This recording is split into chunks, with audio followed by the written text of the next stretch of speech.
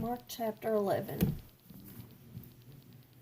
Now when they drew near Jerusalem to Bethphage in Bethany, at the Mount of Olives, he sent 2 of his disciples, and he said to them, "Go into the village opposite you, and as soon as you have entered it, you will find a colt tied on which no one has sat.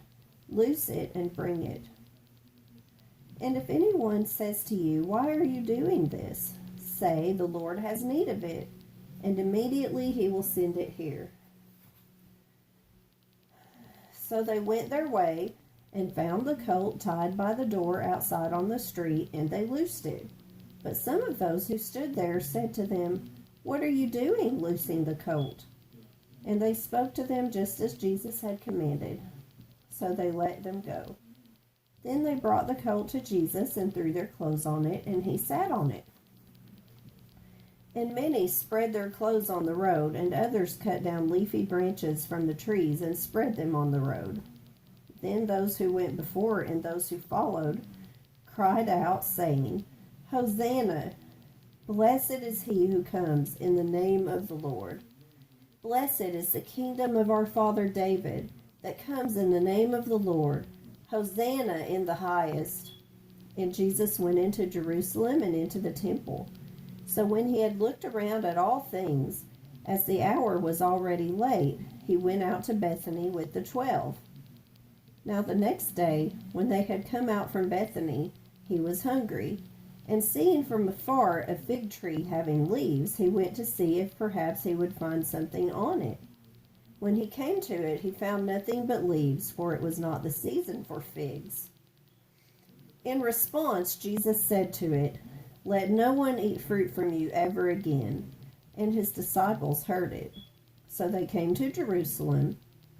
Then Jesus went out into the temple and began to drive out those who bought and sold in the temple, and overturned the tables of the money changers and the seats of those who sold doves.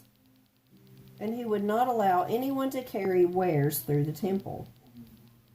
Then he taught, saying to them, "Is it not written, 'My house shall be called a house of prayer for all nations'? But you have made it a den of thieves." And the scribes and chief priests heard it and sought how they might destroy him, for they feared him, because all the people were astonished at his teaching. When evening had come, he went out of the city. Now in the morning, as they passed by, they saw the fig tree dried up from the roots. And Peter, remembering, said to him, "Rabbi, look, the fig tree which you cursed has withered away." So Jesus answered and said to them, "Have faith in God. For assuredly, I say to you, whoever says to this mountain, 'Be removed and be cast into the sea,' and does not doubt in his heart, but believes that those things he says will be done, he will have whatever he says.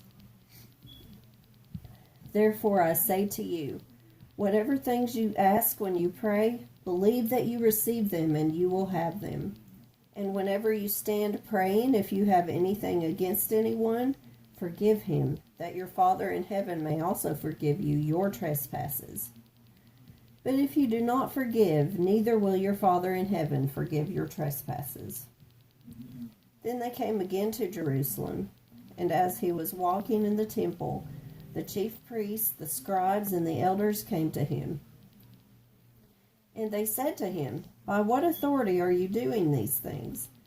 And who gave you this authority to do these things?" But Jesus answered and said to them, "I will also ask you one question.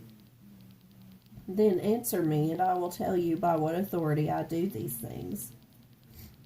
The baptism of John, was it from heaven or from men? Answer me." Excuse me. And they reasoned among themselves, saying, "If we say from heaven, he will say, 'Why then do you not believe him?' But if we say from men," they feared the people, for all counted John to have been a prophet indeed. So they answered and said to Jesus, "We do not know." And Jesus answered and said to them, "Neither will I tell you by what authority I do these things."